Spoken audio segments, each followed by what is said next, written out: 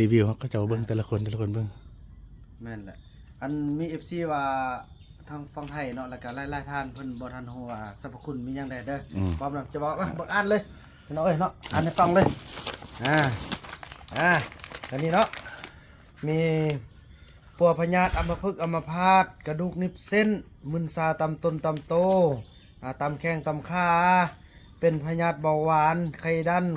ความมันไขมันความดันตั้งทรงกระเพาะลำไส้กระเพาะอักเสบปอดอักเสบปอดบวมปอดแห้งไอออกเลือดลิดสะดวงถ่ายออกเลือดลงคาวซ้ำเหื่อมดลูกอักเสบท้องน้ำมดลูกปิ้งมดลูกอักเสบ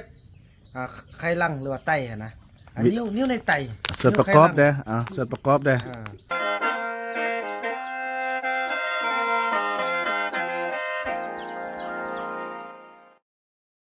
สบายท่านผู้ชมกินกาแฟยามเช้าคำน้อยบุญนำเด้บุญนำเอาเครื่องมาตอนเด้อกินกาแฟนำกันขนมนั่นเสียแซ่บเลยกินกับเขาเบ้งๆเสียเขากินตอนนานเวลาเขาแวะเขาตอน3-4 โมงนะฮัลโหลสวัสดีอ้ายโดยเป็นสถานอันเบิ้งอันมีคนไปเบิ้งให้น้องได้แล้วบ่ปุกเลยเขาเสียรุ่นเนี่ยโอ้เสียดาวโอ้เด้อพอดีจุดในสร้างเขาจะโทรมาวันจื้อบ่เห็นไฟสดพอดีนี่โอ้เด้อโอเคเข้าใจเด้อฟังเบิ่งแทนน้องได้โอ้ยน้องก็จะเป็นเด้อว่ะมันคันพ่อบ่เป็นน้องก็ไปนอนพุ่นเลยแหละอาจจะได้จะทานน้องกันหน่อยเนาะโดจบไปกินขนมเดือนนี้ยังไงเรากินขนมแซมนี่นมบุญมีโอ้นี่เอากินขนมกับกาแฟเลยนี่เลยทำไมเอาอยู่ป้ามีบ่บัดนี้บ่มีกินก็บ่มีงั้นเราจะจบบ่เนี่ยเดี๋ยวเราจกไปกุตุนจะหิ้งก็ให้โพดเวลาธนาก้อนเท่านี้เอาก็ได้ก็ไว้ปานน่ะไปจิ้มใส่กระต่ายเงี้ยเลยก็ลึกหมดแล้วจกบ่เยอะมันได้เลยบ่จกมันอยู่ก็ได้เลยจ้างผมได้บ่ได้จะได้อ้นก็บ่ได้บาทเดียวมันบ่ถึงบ่อนมันแต่เพิ่งพอมันตายกูเมื่อจะว่ามันตุ้มวนเงาไปเงายังไม่ได้มันจะฮักซีแคนก็เอาเสียบโจ๊กแล้วจบมอสิลึกอยู่เลยตกมันเนาะมันเพิ่งมาว่าคนไทยตกมันเงาไปเงามันสักสมัยนี่แต่ผู้สดลงบ่มันไม่โดกเบิ่งก่อนนะกุมมันบักเลิกเมื่อคืนนะมันก็คืนพอปืนไฟ2 นัดใส่มึนไล่น้องว่าเคยมึนเพื่อแล้วพอมันตายกุดมันแต่เพื่อนตัวเองซื้อน่ะมึนละคุ้มมันอ่ะแล้วว่ามันมู่กันบ่แม่นมู่มันพี่แล้วอันตู้นั้นก็ว่ามันตัวอ้นหน้ามันอันนี้เราไปเนาะไปแล้วอ้นเราตู้นั้นบ่เราจนแม่เราพาพ่อมันไปเบิ้งว่ามันตัวอ้นแล้วกูมีดอกมันนี่ก็หัวแรงสรุปมาเราไปมอดคุดผู้เดียวจะได้เป็นงอมาเราบ่ได้มาลืมโอ้ยโทรมาละฟีคุมแฮเอาว่ะคุมได้เอาว่ะแล้วว่ะประมาณเกมเครื่องนี่แหละอีเต้าไปส่งของเฮียละติโอ้บุญยามละทิพย์มันเนี่ยนะเดี๋ยวเอาเข้มเครื่องค่ะนั่นลงเข้าไปแซ่บบ่กุ๊กกล้วยเด้อพ่อมันไทยนะแล้วพวกนี้แล้วบ้านนั้นเราไปมอดคุดแล้วบ้านนี้น้องเราไปรถคลิปนะบ้านนึงซาบ้านนึงกินจะแม่นตัวอ้นคือคนใต้คือคนข้างใต้นะออกก็ยุงออกอยู่เลยเชี่ยวพวกมันเราไปกินฝนตกแปลว่าได้แต่จริงเราไปโค้ดคอยคุดไปเนาะตอนมันไปตั้มไม้แล้วเราเปิดไฟเด้ตั้มไม้น่ะเจ็บโอ้ไปกับมาพี่มันนั่น คือวันน้องไปตกบุกคุบกเลย นี่มึนไล่เอาลง ยิงปืนตองบาดเอาหัวกันวะ บ่มีนี่ บ่เมื่อนะตอนเงินโอ้ เขา เปลี่ยนมุมกันบ่ได้แล้วเข้าไปย่างดูลายฮั่น ว่าจิมาเบิ่งยา เอาเปลี่ยนแล้ว บ่ได้ไข่เบิ่งหน้าเยอะนี่ อ้าวอันนี้มันเงินเอามาได้ใส่ เอาเงินค่อยเนี่ยเอาใส่นะค่อย ก็ เก็บ คือเราเงินเขาอันนี้มาก็สิได้ไปซื้อเลขโอ้ก็ เอาอันนี้บ่แม่นนี่บ่แม่นเนาะ ยามันยาก ยานี่ยานี่ บอกวิตามิน B วิตามิน C เสริมซื่อ เสริมมันเป็นกาแฟ ตอนเขาขี่รถอันซิ่งไปกินกองกุ๊กอันมะ พอ กอม ดีนี่น่ะ บ่แม่ บ่แม่นสลังห้างนะกดสลังห้างนะ บ่แม่นมอหัวนู่นกันพูดอันนี้มอนี่นึง เห็น เฮ้ยเรา อันนี้คือกระโดดนะ บ้านขาย เฮ้ยไปเดินพรอ่ะจอดเดี๋ยวกินข้าวกันแกะกินขนมอยู่หมดทุ่งนึงตรงเนี่ยคือกินไปตอนไปเจอเขาจะกิน แม่นมันแม่นเราอันค่อยเอารถซิ่งไปตามตะตั้งนะนี่ จ้ะคืออยู่ อันนี้สลดไปก็ได้นะเวลาเหี่ยวจะแกะได้เลยโอ้น้ำเงินนี่อ่ะหน่อย อันนั้นทางกด อันนี้ก็ กล้ เดิ วย นทางแล้วแม่เรื่องนี้เป็น มันกล้วยตั้มเท เล่นเขาพาจันรถเลยนะพี่นะ จุ่มแกงมันว่าเนี่ยเกี่ยวช่วงวัน เสียบ อ๋อกาแฟปุ๊บเป็นอย่างไรกาแฟเขาเน้นอันน่ะกาแฟแท้ๆกาแฟแรกกว่านี้นะ คือกันแหละให้เรา เทอร์โบแปลว่ากาแฟไล่กว่าตัวอื่นไม่กาแฟไล่กว่า ส่วนเนี่ยนี่คิ้วกุ๊บอยู่เลย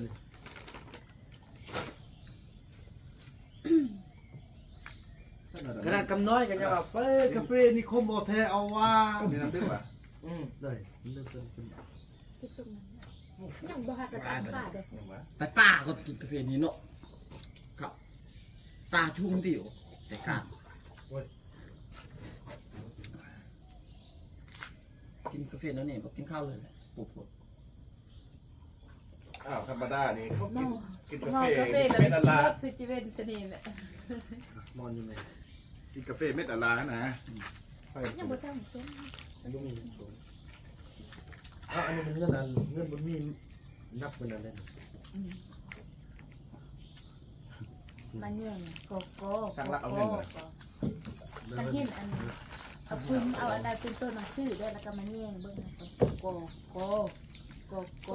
มันเดี๋ยวนี้เงินเขาแป้งยังไปแป้งน้ำมันเลยนี่ มะนาวมันเยอะมันไปเหี้ย ยูมันไปจักกันจักกระสับติ้นเราไปปั๊มต้นไม้ครับพอเท้ายังล่างเหงื่อดอก มันไปเหี้ยแป้ง แล้วไปโลตัดอันต้นที่อันเขาห่วงเขาห้ามแต่เขาคือสิด่าบ่เป็นดอกเนาะอ่าฮะเนาะจงกันไปเท่าใช่ป่ะ จะได้จีดาบ่เป็น จงไว้บักดีๆแล้วไปตัดห่างใช่ป่ะ ได้แล้ว ต้องบอกกล้าด่าเลยคันมันบ่มีซ้ำนี่แล้วมันไปตัด เขาก็งูหวาน มีสิพากันโลไปถ่ายคลิปซื่อๆนะบ่แต่กรอกเอ้ากินไหมขนม เอาคำน้อยกินแม่ ตัวเจ้าบ่กิน ตัวเฮากินอันไปแล้ว แต่ก็คำน้อยเอารถจบยุ่งกัดหมด ทำอะไร รถจบ คำน้อยเอารถจบไปเห็นเนี่ย เขายุ่งมากัดแต่เขาผมเลย ถ้าเป็นนกถ้าเป็นนกเด้ เอารถจบ รถ ไป จบเห็นยัง มันจะลงเวได้บ่ เรื่องกัดกับกัดนี่ได้เฮาแบบบางเฮาบ่สังเกตเบิ่งเนี่ยเวลาไปมันกันเฮาเบิ่งแต่เฮากัดเนี่ยบ่กัด เขาเจ้านะกัดแต่ว่าคือสิอดไปนะลึงขันลึงกันแล้ว สบายจะเบิ่งแม่คือว่าประเด็นบ่ติ้งยังเองป้าคือแบบคันกัดนินละได้คันน่ะแปะ คืออันคือหาสังเกตเบิ่งอันตอนเฮาเข้าไปทำอิฐนั่นน่ะ เข้ากัดตัวห้ายัง แม่ ละ ที่ คือว่า เต้นน่ะกัดเฮาเต้มเฮาตบบุบะเบิ่งอันประวัติน่ะยืนอยู่แม่งอันนั้นมากัดเต้มบ่ดินบ่ติงหยัง ก็เจ้าไปเจอพระเกาะคำนวณนี่ทุกข้อบนไทยก่อนแมงวันต้อมเต็มนะ เขาบุญไทย ก็ยังบดีนบ่อึดเป็นหยังป๊อก เต้ง เอ็งเฮ็ดมันนำถ่ายคลิปลงคลิปอันน่ะเต้งกับจะฮู้ว่ามันเนาะ ยุ่มเฮ็ดเอ้าแต่ว่าจับเต็ม ระดมมันเพิ่นเฮาเพิ่นเฮือนเนาะเพิ่นเฮือนงามๆเอามายืมกันเพื่อราคาเฮ็ดใหญ่ตามที่เราอันนั้นแหละ ปานนั้นอันแม่นั้นเจาะไอ้เบิ่งเพราะดีแล้วบดีนบ่เต็มแม่งคือสิเป็นแมงวันลุ้นบ่แม่นแมงวันบานเฮาแมงวันป้าน่ะ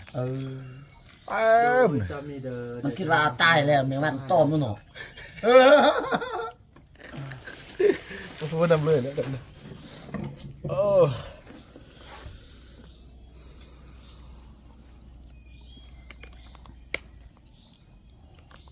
จะชูกูบ่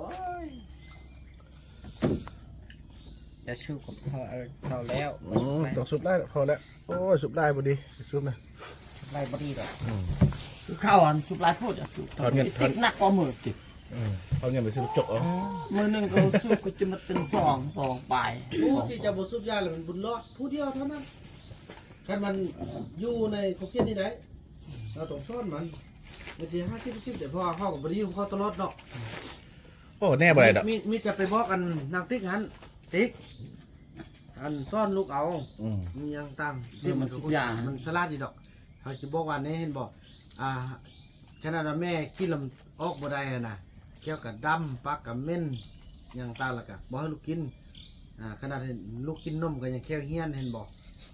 ว่าสิเอา แต่ว่าเด็กน้อยเริ่มแล้วก็นำบททุกคนแล้วได้น่ะ จอมจนนั้นให้แล้วเดี๋ยวนี้น่ะ ลูกจอบมันน่ะ บ่เลือแหละบ่มียาสูบอยู่บ่ได้น่ะ เมื่อคืนนี้ยังพากันเรา เบาเนี่ยเบาบ่ได้แล้วนะเบาเนี่ยอยู่ไปป้าโยงแห้งปุ๊ก ไปโยงแถว บอลไปสินี่เลยสมวนอยู่ไปป้าไปจกปู บ่มักดูปานนั้นนะบ่มักดูบา มันว่าอยู่บ้านฮ้อน น ฮ้ อ อน น ผมมากันบังคับนะ บ่แล้วก็ตั้งบ่แม่นบังคับแต่ปะเขาอยู่หลายเขาก็บ่อยู่อากาศบ่ทึกเขามันเข้าหอน มีแต่นางลีผู้เดียวที่สามารถเปลี่ยนแปลงได้ยอมรับเลยนางลีนี่100%เลยได้ ฮ้อนมันว่าฮ้อน มันมาเงินกับว่าฮ้อนมันไปโลดจ้างไปเฮ็ดเวียกแต่เด็ดเย็นมันมือก็ยังอยู่ได้เนาะมื้อต้องไปซะแล้วไปบอกกันไอ้เพื่อนเขาอยากเอาไปนอกนั้นก่อนนะ เจ้า ไปยก ไปเอายงมาปาซื้อแล้วว่ามันแห้งเราจะจึงได้เอาเด้อเพราะมันต้นมาได้คนละ ตอนนี้เขายกไปยกแกออกขน้อย ว่าบ้านนั้นจะทำหน่อยอะไรบอก ได้ ถ้าคืนมันแห้ง มันยังเปียก ต้องให้มันได้ตั้งตั้งรถมัดมือนี่แล้วก็ทอดเลยเด้อ โอ้แม่เขาจะพูดสะเพือนเนาะยาม เพราะว่าตัวเปล่าจะได้เฮ็ดอยู่รุ่มนี่อันนี้แหละค่อยเรียกเวียงมามันตัวเปล่าจะทานใหญ่อยู่รุ่มนั้นแล้วก็ตั้งกันเอาซีซัมซีมาใส่แบบมันก็ สังกะสีเอาตัวนี้น่ะให้เลี้ยงใส่ในคักเลยเฮาตัดน้องสร้างตัดคณะเท่าใดก็ได้เด้แล้วมันก็บ่เป็นห้องไล่ทอสังกะสีแผ่นหั่นโอ้แต่ว่าวัดกูนี่กูยากเนาะกับแผ่นยาวไล่เนาะ เอาท่อเอาไม่แต่ น้อง เอา คือ โป่ ว่า งโป่ง อยากได้อันสังกะสีไทยตัว6ฟุตนั่นน่ะบ่ดี6ฟุตน่ะสั้นเลยสั้นเอาให้เป็นแถวหรอกเอา เวลาใส่เขายกท้องง่ายเนาะ กายกายแปลว่าพอดีเลยนะแล้วก็หน้าอีกบ่เอาได้สังสีลาวนี่จ ปาม ำ จำ จำใส่กระสอด เอาไปจับแห้งกับบุมเลยแล้วไปจับแห้งในบุมกรุบเขาไปได้มือ มื เนาะ อเอาพี่สิได้กันอย่างสังสีไทยแม่ปาดโธ่เฮ็ดจะดื้อเดือดจี๊ดเลยแหละ บ่ได้แค่ มันเข้ากับเฮ็ดตามมาค่ายให้คนลาวเขาแล้วใช้ราคาทึกกันเด้ เอาอันนี้บ่คือไปเฮ็ดบริษัทอันนั่นน่ะบริษัทสังสีคือเลยบ่เอาเลยไปวันนี้ยกไปเมียอันไอ้สระอิ่มแล้วบ่ เรียบร้อยแล้วเด้ ที่แต่ละเสาแต่ละแรงจังซี่แหละ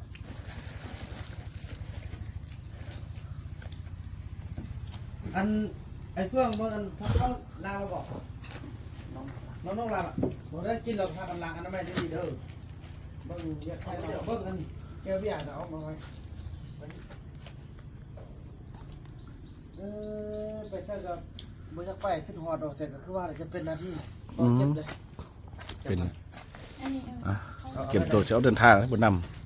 ไอ้คือกันเด้อไอ้เด้อ อ่า ไอ้การเดินทางปลอดภัยเด้อ ำโอเค ขอบใจที่มายืมมายาม เดินทางปลอดภัย บางที ไอ้ครับ คิดดูเลยนอนจะไปไหน เนี่ย ไปพาไปเช็คสุขภาพอยู่เวียงแล้วก็สิแมันเบิ่งอาการแล้วก็สิแมันขึ้นไปโรงพยาบาลบ่ได้ออกไปทางภูเก็ตเลย อ๋อ ขึ้นไปหุ่นออกลัดออกเมืองปักแซงหุ่นออกปักเสื่องหุ่นออกหนองเขี้ยวหุ่นออกพุ่นละออก ถ้าไปปักแซงน้องก็ต้องไปสวัสดคุณโอ เป็นปืนสบายท ไปปักแซงตอนลบกลับมาไปสวัสดบ่ได้ไปพุ่นไปสวัสดพ่อพันธุ์พุ่นเนาะออกไปทางพ่อพันธุ์เนาะ ออกภูเก็ตเนาะออกไปออกฮอดอัน น้องสิไปหาน้องเขี้ยวติ ก็ว่าอันเบิ่งเมืองปักแซงนี่เขาทางใดวะ เขาปักเสียง แต่ปักเสื่องเนาะบ่แม่นหนองเขี้ยวเนาะ อ๋อน้องเขี้ยวเด็กกระไดแต่ฮักมันได้โค้งไปพุ่นก็โน้ไปฮอดดอกปักหมองกันเนาะ แม่นๆแต่เฮาก็ อันนี้เขาบ่ตรงฮอดปักหมองอันนี้น้องไปแวะเขาอันน่ะ ำมันก็มีป้ายอะเด้ใกล้เอา ไปอยู่ใส่ โรงเรียน ไปอยู่ ลงอันน่ะ โรงเรียนกระเซ็ตปักเสียงหั่น เฮ้ย เบิ่ง ไปสารคาม เบิ่ง สั่น ไปลืม สารคามเด้อ ไกลเมืองนานไปมันไปฮอดอันน่ะ โอ้ยพี่บอกยังแต่บางนานพี่ เขาลัดออกพุ่นแล้ว เขาจะฮอดโรงบ้านพุ่นแล้วโรงบ้านพุ่นแล้ว เขาลัดออกภูเก็ตขึ้นไปโอ้ เออ มีแต่โรงบ้านน้องฮอดโรงเรียนปักเสียงหั่นน่ะโรงเรียนกระเซ็ตปักเสียงน่ะมันก็อยู่บนข้อมือน่ะน้ำเรียนนั่นแหละ แล้วมีป้ายเขาบอก ไปเขาว่าปักแสงสิมั่วๆคำข้อไปบ่นึงก็แวะเขาหั่น ไปย่านี่เบิ่งเอาไปค่ายนี่เอาเราจะให้อันไปเท่ามากำกับเด้อ มาจับ ไทยพุ่นก็ได้ บ่ไว้นี่ให้แต่ละมือจะให้ไปเท่ามา บ่ จำนะ บุญน้ำน้องจับมาไออันท่งนึงเลยก็ได้เพื่อให้มันนั่นเลย มีสาวท่งสาวฮอบ่ ด้วยนั่นแหละ เอาไปค่ายก่อนเราเงินใช้น้ำลัง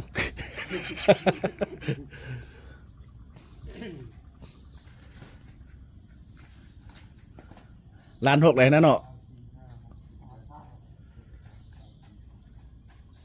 โอเค เป็นล้านหกเนาะ โดยซ่อมไฟสิมกนั่นแหละ เออ ส่งให้ เอาไปปะไว้เวลาเข้ามาท่ามเนาะก็จึงไอ้บริโภคนาหรอกมีแต่คนหูจักกันนะมาท่ามแล้วก็ โอเค เอาไปปะไว้นี่ เดี๋ยวนี้อันหลายคนอยากมาหันรีวิวให้เด้ดีเจอสัตว์เป็นอันอัมพาตเรา4-5 ปีมาก็ดีได้แต่ก็บ่มีเวลาหลายคนก็ดี ถ้าแล้วเวียกแล้วยังไงดีก็เลาะไปรีวิวก็จะเอาเบิ่งแต่ละคนเบิ่ง แม่นแหละอันมี FC ว่าทางฝั่งไทยเนาะแล้วก็หลายๆท่านเพิ่นบ่ทันฮู้ว่าสรรพคุณมีหยังได้เด้อพร้อมแล้วจะบอกเบิ่งอ่านเลยพี่น้องเอ้ยเนาะอ่านให้ฟังเลยอันนี้เนาะมีปัวพญาตอัมพฤกษ์อัมพาตกระดูกนิบเส้นมึนซาตำต้นตำโตตำแข้งตำขาเป็นพญาตเบาหวานไข้ดันความมันไขมันความดันตั้งทรง กระเพาะลำไส้กระเพาะอักเสบปอดอักเสบปอดบวมปอดแห้งไอออกเลือดลิดสะดวงถ่ายออกเลือดลงคาวซ้ำเหื่อมดลูกอักเสบท้องน้ำน้ำมดลูกปิ้งมดลูกอักเสบไข้ลังหรือว่าไตอะนะนิ้วในไต ส่วนประกอบเด้อส่วนประกอบเด้อ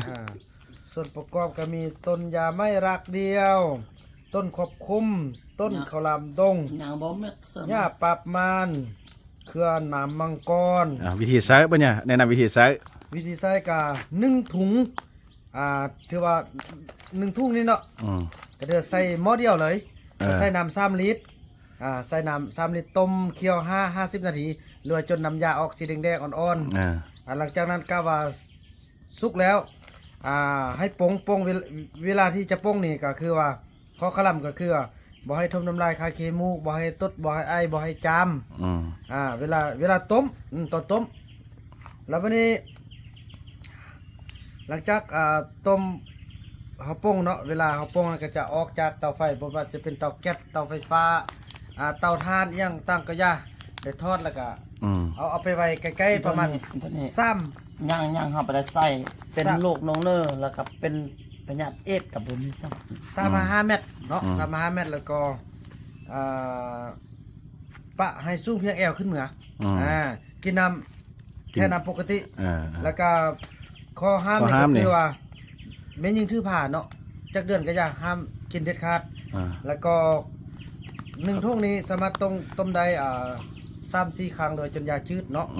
แล้วก็ส่งเวลากินให้อันคลัมนี่จะมีข้องดองอาหารทะเลนี่แล้วก็มีเหล้าเบียร์อหย่างต่างกะปิปลาแดกอหย่างต่างประมาณนั้นแหละพี่น้องเอ้ย เอาสรรพคุณตามนี้เด้อรายละเอียด หม้อคือว่าในหม้อเฟืองแต่แท้จริงแล้วลูกเอฟเพิ่นก็ได้ไปปั่วก็ดีมาแล้วแต่ว่าเขาจะใส่บ่ได้เพราะว่ามันจะเกินเหตุที่ว่า มันนึงเขาสิว่าเวอร์เกินไป เวอร์เกินไปแต่ว่าเพราะว่า จริงๆมันดี เพ แฮะ ราะว่าโลกอันอยู่ปัจจุบันในโลกนี้นะบ่มียาชนิดใดที่จะปั่วลูกเอฟได้ แต่ว่าอันนี้ได้แต่เขาสมมุติลิขสิทธิ์หน่อยหนึงก่อนเพราะว่าผ่านการไปปั่วมาแล้ว กลัวแล้วเขาก็ลองเลยนะ ป้า เราไปติดอยู่ไทยกันนะ แต่ว่าอันนี้ความจริงพี่น้องแต่ก็ว่าผ่านมาแล้ว2คนเนาะคนเป็นเอแต่เฮาอันนี้สมมุติลิขสิทธิ์เพราะว่าคือว่าแหละมันบ่มียาชนิดใดที่จะปั่วได้แต่ว่าพวกเฮาปั่วได้แล้วแต่เฮาขอสงวนก่อนอันนี้ก็ถือว่าแท้จริงแล้วก็เฮาก็จะบ่ได้ใช้ในปั่วดีอีหลีเนาะก็ถือว่าเป็นยาที่ มันไป มีแต่มาลองได้ผู้ใดนั้นก็ลองเบิ่งเนาะแต่ว่ามันก็ เพราะว่าหลังจากออยออกปุ๊บบ่าวบุญนำก็จะได้ประกาศเอาจาก3คนที่เป็นเอเท่านั้นมาแล้วก็ปั่วทดลองให้หลังจากต้องเอาผู้ที่ยืนยันอันมีใบยืนยัน จากแพทย์แล้ว ใดหลังจากมากินยาของเฮาแล้วก็มันไปกวดกินแล้วมากวดกินแล้วกวดแล้วก็มันขั้นสุดท้ายก็ถ้าโมยาลองอีกก็ยอกซื้อพี่น้องกันเนาะ มันคือตะกี้เดียว คือตะกี้ ฟาร์มเนี่ย ต่อไปก็เพิ่นก็สิมีตัวแทนอยู่ไทยอยู่เนาะ แม่นเดี๋ยวนี้ก็จะมีเนาะตัวแทนในไทยนี่จะมีทางพี่ติวเนาะ จังหวัดใด จังหวัดอุตรดิตถ์นี้ อ๋ออ แล้ว ยู่ ก็ อุตร ท่าน ดิต ที่ ถ์ ซ่องก็จะแม่นแม่เจนจิราทันดีเนาะ อยู่ทาง เพิ่นก็จ้องมาไว้แล้วก็สิได้ให้น้องสาวเพิ่นเพิ่นว่าเพิ่นอยู่ไทยแต่ก็เพิ่น อยู่เพื่อวังโป่ง เป็นตัวแทนนั่นแหละอยู่ทางเพชรบูรณ์พี่น้องเลยเนาะ เพชรบูรณ์ก็มี วังโป่งแต่ก็คือว่าหั่นแหละเพราะว่าย่าแม่เจนนี่ก็เป็นท่านหนึงที่ได้อุปถัมภ์คำสู้เราโดยตลอดก็ถือว่าได้เบิ่งได้หยังเพราะต้องเรื่องเฮามาตลอดฉะนั้นฮอดเวลาที่พวกเฮาจะได้ช่วยเพิ่นคืนเนาะช่วยเล็กช่วยน้อยจังซี่ล่ะพี่น้องเอ้ยให้เพิ่นเป็นตัวแทนเนาะก็สิได้ทีมเป็นภาษาไทยเด้ต่อไปนี่สำหรับทางเอาทางไทยทีมเป็นภาษาไทยเอาเป็นภาษาลาวทีมภาษาลาวส่วนเดี๋ยวนี้ทางอยู่อเมริกาก็จะมีทางอาจารย์แม่ไพวันมีกรุณเนาะเดี๋ยวนี้เพิ่นก็สั่งจองอยู่ประมาณ200ห่อแต่พวกเฮายังบ่พร้อมเทื่อเนาะพอเพิ่นจะเอาไปสุดที่1ก็บ่าวนำยังติดภารกิจหลายอย่างจังซี่แหละพี่น้องเอ้ยแต่ว่าเดี๋ยวนี้ยาของเฮานี่ก็ส่งได้แทบจะทั่วโลกแล้วเด้มีทางญี่ปุ่นฝรั่งสหรัฐแล้วก็มีหยังตึมแคนาดาแล้วก็อีกอย่างตึมนั่นแหละประมาณนี้เลยแหละก็แสดงว่าทั่วโลกละเดี๋ยวนี้นะประเทศนี่บ่เบาแล้วพี่น้อย ประเทศนี้ว่าทั่วประ บาง เทศ มื้อ แล้ นั้ วน น่ะอันขี่รถไปลงเขาบางลงรถปุ๊บไปซื้อน้ำกินปุ๊บเราประเทศเขาเจ้าซื้อตังค์มาหั่นล่ะเอ้าแต่จริงเขาไปซื้อมื้อนั้นแ